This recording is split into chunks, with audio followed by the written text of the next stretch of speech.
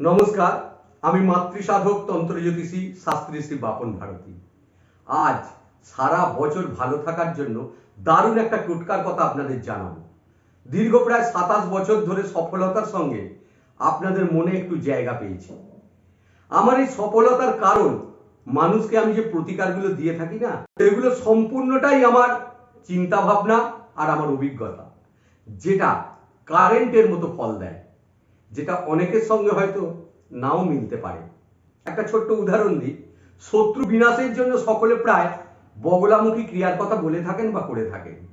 আমি কিন্তু শত্রুতা বিনাশের জন্য দেবী বরাহী ক্রিয়া, প্রয়োজনে বগলা প্রত্যাঙ্গিরা ক্রিয়া করে থাকি, যেটা দুর্দান্ত ফল দেয়। আমার বিশেষ কোনো বিজ্ঞাপন আপনারা দেখতে পাবেন না, এই ফেসবুকে একটু আধটু থাকি, তবুও দূর দূরান্ত থেকে মানুষ ছুটে আসছেন উপকার পাচ্ছেন বলে।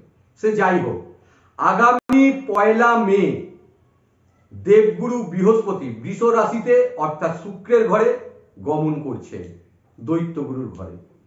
এতে একটা কুবের যোগের সৃষ্টি হচ্ছে, যেটা প্রত্যেকটা রাশির ওপরেই ভালো মন্দ প্রভাব পড়বে।